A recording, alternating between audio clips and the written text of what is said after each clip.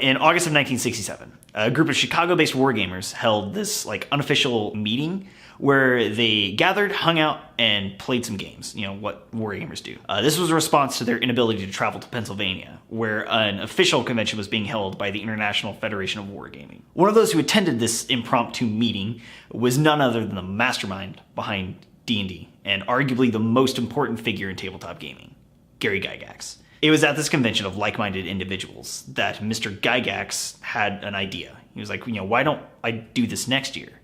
Why don't I make this an official event? That idea is what fueled the first ever GenCon, the convention that would go on to be the world's largest tabletop gaming convention, both in number of events and attendee turnout. Gathering just over 60,000 people in 2016, it has moved all over the country in its 50-year lifespan. But it's currently being held in Indianapolis, home of yours truly. So you know what that means. We're going to GenCon.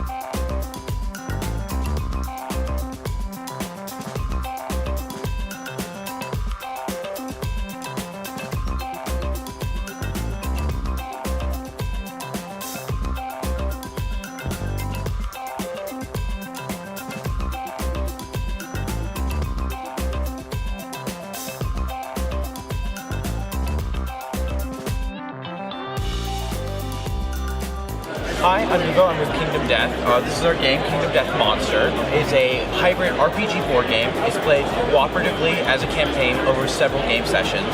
It's set in a nightmare border setting where you play as a settlement survivor who's just trying to get by. Unlike traditional RPGs, there's no need for a DM or a GM. The game runs itself. You can play with 1 to 6 players. You bring out 4 survivors every year to hunt a different monster.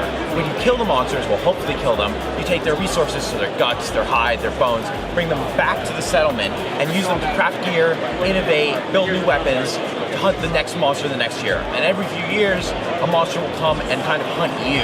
And so you have to be ready for those monsters, and those are sort of the landmarks in the game.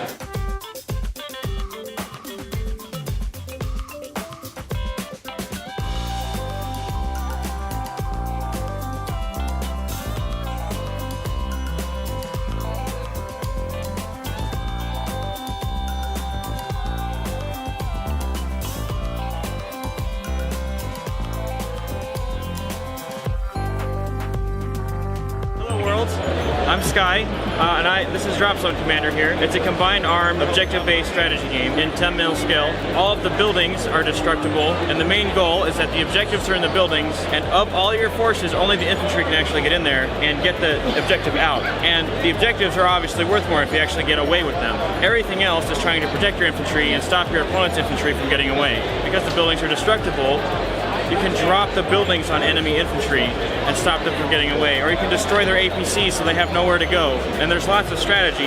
The key being that in Drop Zone, it's all about drop ships, so there's a lot of re-maneuvering of stuff, trying to do flanks and stuff like that. It's a really dynamic game. There's 5 factions.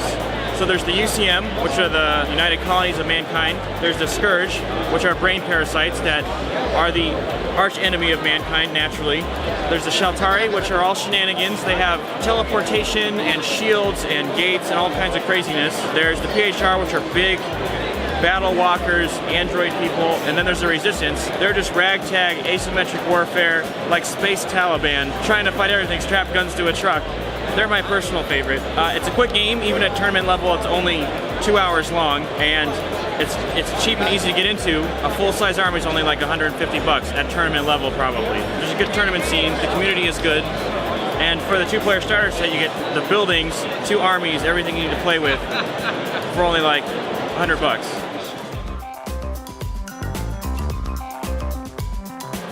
So behind me, Paizo is demoing their Starfinders, a tabletop role-playing game that is a science fiction-based role-playing game. So Paizo is really well known for their Pathfinder game. They actually are unveiling today a Pathfinder MMORPG. But the big attraction this year was Starfinder. There's so many people that are playing right now. There's actually a line waiting to demo it, and it's Sunday right now, so the final day.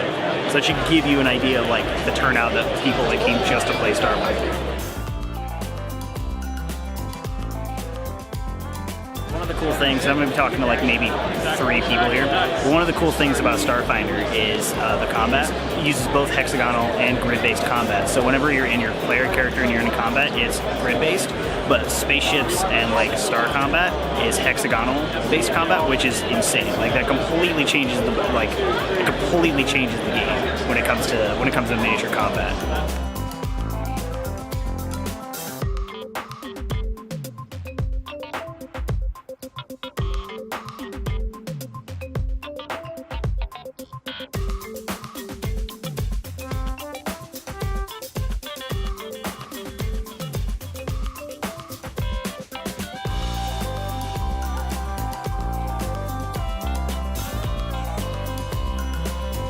Hi, my name is Brian Edwards, creator of Monster Dice. Miniature figures you roll just like dice.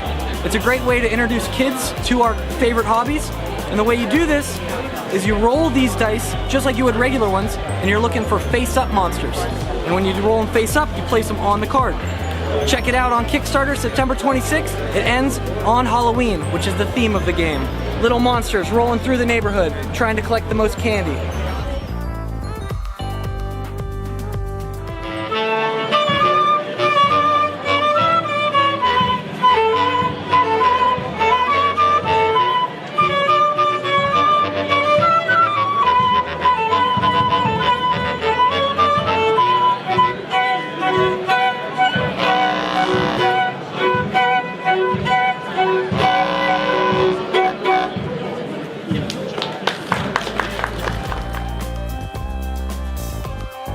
So, that was GenCon. It was great for my first experience. If you're into board gaming or tabletop gaming, I highly recommend coming out. Even if you're not, come out for the good time, good people, cool cosplays, great miniatures. Definitely check out the games, specifically the ones that we interviewed. I didn't want to interview anyone that I didn't feel like their game was great, but like all the games that we interviewed today were incredible. Most of the games that were there were really good, and any single one of them could be the next big game, like the next big Red Dragon Inn. So it's awesome. Yeah, definitely come out. I've been Josh. It's been the Geekery Collective goes to GenCon. Don't forget to like, comment, and subscribe. Comment and tell us what games you're interested in, what items specifically looked awesome. So, and also be sure to check out these videos to our right. Thanks, guys. I still taste that Miller High Life in my mouth, and I'm like,